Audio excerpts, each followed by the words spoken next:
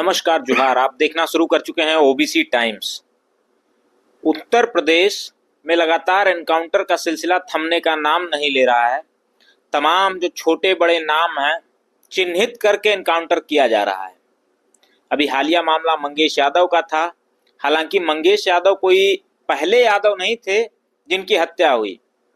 तमाम पुष्पेंद्र यादव थे, सतीश यादव थे, हेमंत यादव, तमाम ऐसे नाम हैं। तो कहीं ना कहीं विपक्ष को या लोगों को लगता था कि ये सरकार जो है यादवों का एनकाउंटर करवा रही है, यादवों को चुन चुन कर मरवा रही है। कहीं ना कहीं मीडिया के माध्यम से ये नैरेटिव भी समाज के बीच में फैलाने का प्रयास किया गया कि यादव गुंडे होते हैं, अपराधी होते हैं, माफिया होते हैं।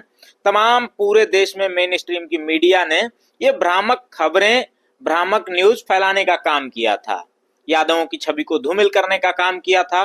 लेकिन सोशल मीडिया के लोग एक्टिव हुए, सोशल मीडिया ने जब हकीकत दिखाना शुरू किया, तब भाजपा का जो चरित्र था, जो राष्ट्रीय स्तर की मीडिया का चरित्र था, वो निकल करके सामने आना शुरू हो गया, जिसका जनता ने विरोध किया, बायकॉट करना शुरू किया तमाम। अब उसी मामले में, मंगेश यादव वाले ही मामले में, लूटकांड में, अमेठी के रहने वाले अनुज प्रताप सिंह जो जाति के राजपूत हैं, उनका एनकाउंटर कर दिया गया है। कहीं ना कहीं मंगेश यादव का एनकाउंटर करने के बाद जो किरकिरी हुई थी सरकार की, उस किरकिरी को साफ करने के लिए अपने ही स्वजातीय अनुज प्रताप सिंह का एनकाउंटर करवाकर सरकार ने यह स्पष्ट करने की कोशिश की है, या यह दिशा बदलने की कोशिश की है कि वो जातिवादी नहीं है, जाति देख करके एनकाउंटर नहीं कर रही है।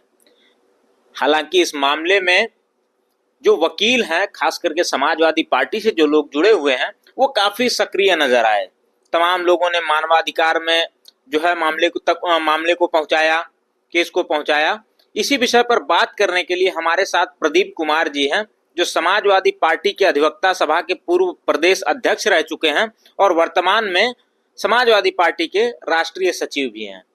इन्हीं से हम बात करने की कोशिश करेंगे और जानने की कोशिश करेंगे क्या स्टैंड है। अब क्या लगता है कि यादवों का जो एनकाउंटर है वो होना बंद हो गया है, या कहीं ना कहीं अपनी छवि को साफ करने के लिए अनुज प्रताप सिंह जाति के राजपूत हैं, उनका एनकाउंटर कराया गया। सबसे पहले तो चैनल पे स्वागत है सर आपका। बहुत बहुत धन्यवाद आपका। क्या लगता है सर कि अनुज प्रताप सिंह का एनकाउंटर कराने के बाद सरकार की जो छवि बनी हुई थी कि यादवों को, मुस्लिमों को, तमाम जो गोमती नगर में मामला हुआ था जहां पवन यादव और बाज का नाम निकल करके आता है, सदन में मुख्यमंत्री प्रदेश के एक मुखिया जातिवाद करते हैं, तो कहीं ना कहीं जाति पे ही बात हो रही है। तो क्या लगता है कि मंगेश यादव का एनकाउंटर के बाद अनुज प्रताप सिंह का एनकाउंटर जब हुआ है, तो सरकार का जो चरित्र था वो साफ हो गया है? ये विधिक भाषा में इसको एनकाउंटर नहीं, इसको फेक एनकाउंटर कहेंगे। ये इनकाउंटर की कहानी बनाई जाती है। इनकाउंटर ये प्रथम दृष्टया ये फेक इनकाउंटर है। इनकाउंटर वो होता है जब वास्तविक रूप से एक गैंग पुलिस पर हमला करती है, पुलिस अपने बचाव में, आत्मरक्षा में और उसका काउंटर करती है, या उस लेवल का अपराधी होता है कि उसको मारना, समाज से उसको दूर करना आवश्यक हो जाता है। यहाँ मैं बिल्कुल ऐसा नहीं समझता। अनुज प्रताप सिंह के ऊपर मात्र एक मुकदमा था और उसी मामले में, उसी घटना में जिसमें अनुज प्रताप सिंह को यहाँ शिकार बनाया गया, मौत के घाट उतारा गया, फेक एनकाउंटर किया गया, उसी मामले में विपिन प्रताप सिंह, जिनके ऊपर 38 मुकदमे, और उनको बिल्कुल हाथ पकड़ के ससम्मान बिल्कुल सरेंडर करवा दिया जाता है पूरी मिली भगत के अनुसार दिखा करके। तो ये होता कुछ है, दिखाते कुछ है, बताते कुछ है।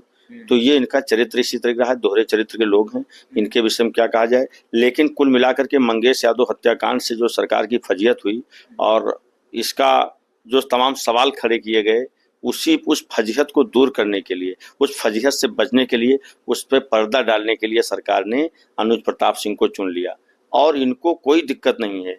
इनको अगर लगे कि हमारी सरकार बचानी है, हमारी कुर्सी बचानी है, तो ऐसे 10 अनुज प्रताप सिंह की ये हत्या करवा सकते हैं। इसमें उनको सोचने विचारने में देर नहीं लगेगी। अच्छा, लेकिन इसी चैनल पे सर आपने एक एसटीएफ का फुल फॉर्म दिया था, स्पेशल ठाकुर फोर्स। लगता है पहली बार वो आपने ही कहा था, स्पेशल ठाकुर फोर्स। तो क्या लगता है अनुज प्रताप सिंह के एनकाउंटर के बाद आपका वो फुल फॉर्म एसटीएफ का बदल जाएगा? नहीं, बिल्कुल नहीं बदलेगा। उसी वही वही टीम काम कर रही है और उन्हीं के इशारे पर काम कर रही है। पर्पज एक है, उद्देश्य एक है, तो नाम कैसे बदल जाएगा?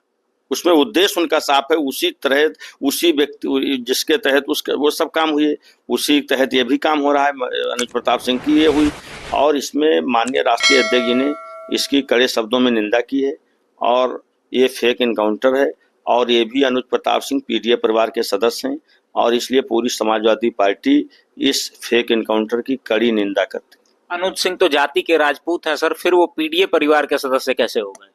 ये बहुत पहले से जब पीडीए बनाया था माननीय राष्ट्रीय अध्यक्ष ने तो साफ कर दिया था उसी दिन। हालांकि इसको दूसरा रूप देने जा रहे प्रयास किया जा रहा है। भारतीय जनता पार्टी दूसरा प्रयास कर रही है, दूर कर रही है। भारतीय समाजवादी पार्टी को कभी कैसे माना जा सकता है कि और लोग इसमें जो पिछड़े लोग हैं, अगड़े समाज के पिछड़े लोग, जो सवर्णों में पिछड़े लोग हैं, क्या आप मानते हैं सवर्ण में गरीब नहीं होते? उसमें भी गरीब लोग हैं बहुत सारे। उनका नेतृत्व समाजवादी पार्टी करती है और समाजवादी पार्टी कैसे सवर्णों का एक दूर से विरोध कैसे कर सकती, ऐसा सोच कैसे सकती लोग? ये तो समाज में फैलाया जा रहा है। इस पार्टी को बनाने में जनेश्वर मिश्रा साहब का बहुत बड़ा योगदान रहा है, भगवती सिंह, मोहन सिंह और तमाम बड़े बड़े लोग, जयशंकर पांडे, रमाशंकर कौशिक, बड़े बड़े लोगों ने, वहां पे डॉक्टर ब्रिजभूषण तिवारी, इन लोगों ने समाजवादी पार्टी को बनाया है। इन लोगों का समाजवादी पार्टी के संरचना में बहुत योगदान रहा है।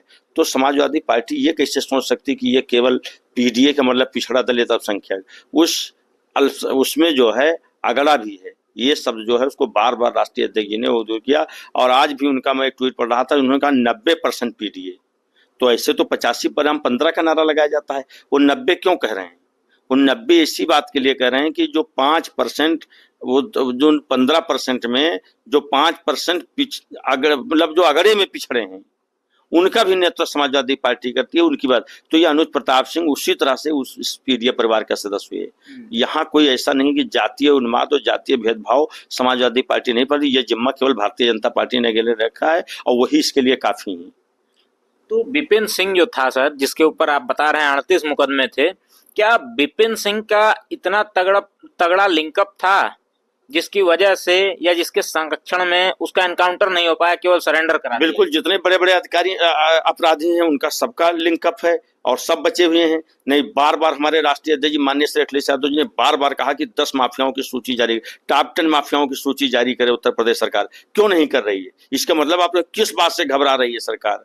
लिंकअप है तभी उनसे उनका कुछ नहीं कर सकते। उनके अगर लिस्ट जारी करेंगे तो उस पर कार्रवाई करना पड़ेगा, उनके यहाँ बुलडोजर चलाना पड़ेगा, उनका इनकाउंटर करना पड़ेगा। इसलिए सूची नहीं जारी कर रहे हैं, उनका उस पर पर्दा डाला जा रहा है। तो ये तो बहुत पहले से साफ सुथरा है कि ये पूरी तरह से जो है सरकार जो है संलिप्त है अपराधियों के साथ, अपराधियों को पाल रखा है।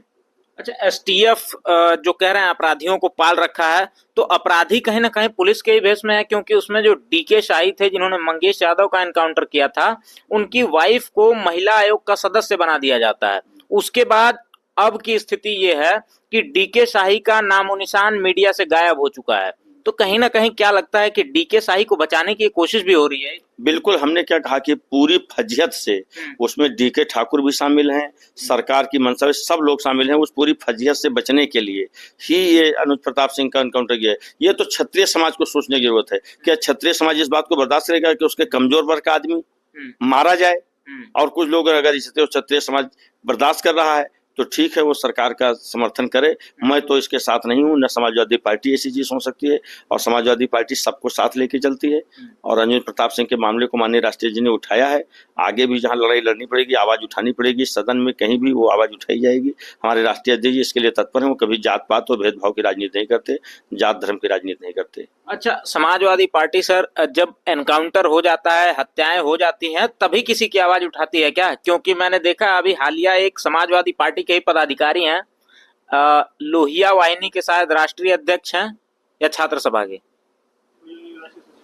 लोहिया वाहिनी के राष्ट्रीय सचिव हैं मेरे ख्याल से, महेंद्र यादव, फिलहाल लखनऊ विश्वविद्यालय के छात्र हैं।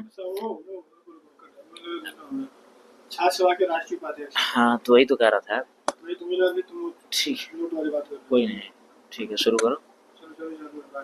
समाजवादी पार्टी के ही एक पदाधिकारी हैं, शायद छात्र सभा के राष्ट्रीय उपाध्यक्ष हैं, लखनऊ विश्वविद्यालय के छात्र भी हैं, महेंद्र यादव नाम है उनका। महेंद्र यादव रात के समय में कहीं जा रहे होते हैं, जाने के बाद रास्ते में पुलिस मिलती है उनको, पुलिस पूछताछ करती है, पूछताछ में शायद कुछ लहजा सख्त होता है पुलिस प्रशासन का, ये भी कुछ बोलते हैं, बात बढ़ती है।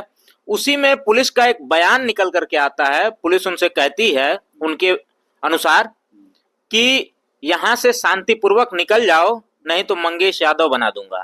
तो क्या समाजवादी पार्टी एनकाउंटर हो जाने के बाद, ऐसे मामले हो जाने के बाद ही किसी की लड़ाई लड़ती है? नहीं, लगातार लड़ाई लड़ रही है राष्ट्रीय अध्यक्ष जी एक एक घटना पर, लेकिन क्या कर सकते हैं, शासन सत्ता तो उनके हाथ में है, आवाज उठाना काम है। समाजवादी पार्टी निरंतर, उनके कार्यकर्ता, उनके नेता और माननीय राष्ट्रीय अध्यक्ष जी स्वयं लगातार आवाज बुलंद करते हैं, पर हमेशा लड़ रहे हैं। ऐसी कोई बात नहीं है कि उसके बाद की बात है, पहले भी हमेशा लड़ाई परमानेंट उसकी लड़ाई चल रही है। जितना भी होता है सदनों में उठाते हैं सवालों को राष्ट्रीय अध्यक्ष जी, ट्वीट करते हैं, लिखते हैं, पढ़ते हैं, हर जगह आवाज उठाते हैं, मीडिया चैनल में बात करते हैं तो भी कहते हैं लड़ाई जारी है, ऐसी कोई बात नहीं। और जब उनके क्यों नहीं ऐसा कहेंगे, उनकी पुलिस क्यों नहीं की, जब उनके सांसद, आपने रवि किशन जी का बयान सुना होगा, उन्होंने कहा कि सास के साथ सच को भी तेज करना पड़ेगा। जब खुला संरक्षण इस तरह बोल रहे हैं, खुला संरक्षण दे रहे हैं, तो उनकी पुलिस क्यों नहीं मनमानी तरीके से काम करेगी? उनको जब पुलिस को ही इतना सरकार द्वारा, उनके सांसदों द्वारा, उनके नेताओं द्वारा संरक्षण प्राप्त है, तो बौखलाएगी, वो इस तरह की बात करेगी, वो सबको इस तरह से धमकी भेजेंगे।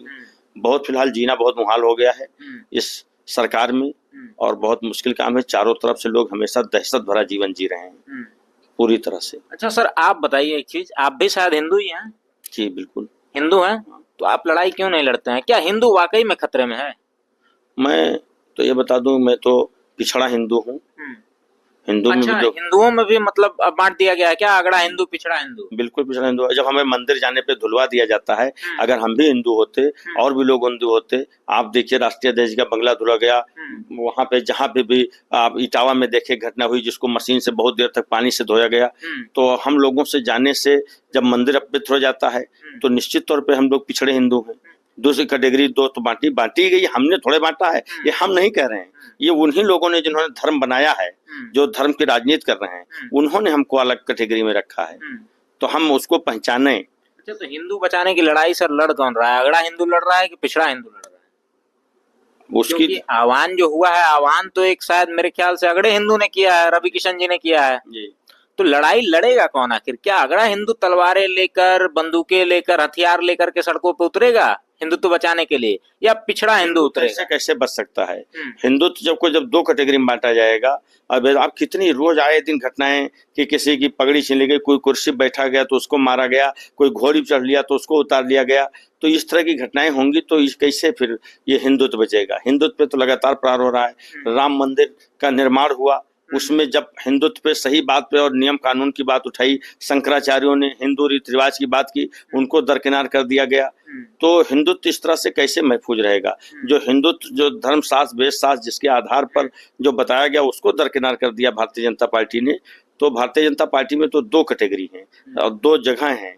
एक के नेतृत्व जो है भारतीय जनता पार्टी करती है, एक वर्ग का नेतृत्व शंकराचार्य लोग कर रहे हैं। जी, शंकराचार्य जी महाराज लोग कर रहे हैं। आखिरी सवाल ये होगा सर कि अनुज प्रताप सिंह का एनकाउंटर होता है, मंगेश यादव का एनकाउंटर होता है, क्या ये सब हिंदू नहीं थे?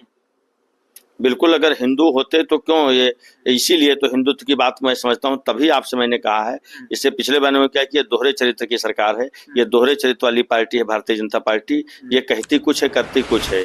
ये बिल्कुल इन्होंने वर्गीकरण कर रखा है। हिंदू को दो वर्गों में, वोट के समय एक के सबको मानते हैं, सब हिंदू हैं, और बाकी समय जहाँ भागीदारी देनी होती है, योगदान जहां इनको लेना है, वहां सबको बराबर हिंदू मानते हैं, और जहां जो है भागीदारी देने की बात होती है, वहां दो वर्गों में बांट देते हैं। वहां पिछड़ा, दलित, अल्पसंख्यक, ये सब हिंदू में आते ही नहीं।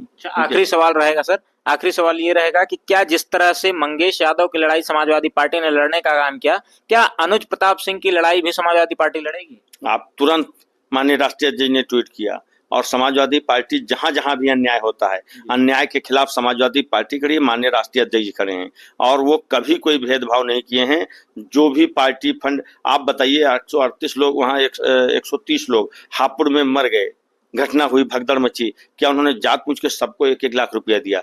जहां पिछड़े, जहां भी घटनाएं होती हैं, राष्ट्रीय अध्यक्ष जी समाजवादी पार्टी का पैनल भेजते हैं, प्रतिनिधिमंडल भेजते हैं, और हर किसी की मदद होती है। जहां जहां भी अन्याय होता है, सरकार जिसके ऊपर, वहां समाजवादी पार्टी की भी जात पूछकर किसी की मदद और सहयोग नहीं करती।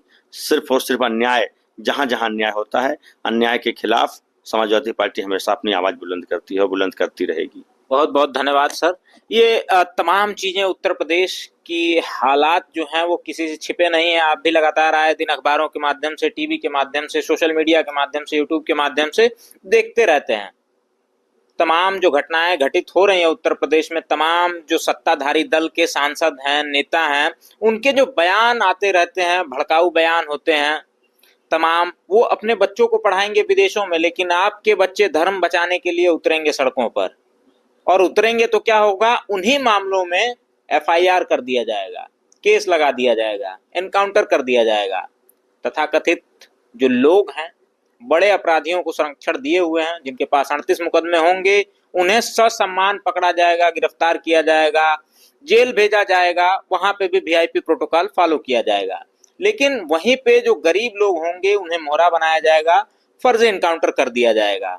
बाकी आप क्या सोचते हैं इन मुद्दों के बारे में कमेंट्स के माध्यम से जरूर बताइएगा। कोई आपके सवाल होंगे जरूर पूछिएगा, हम जवाब देने की कोशिश करेंगे। जल्द ही मिलते हैं किसी और वीडियो के माध्यम से। तब तक के लिए नमस्कार, जोहार।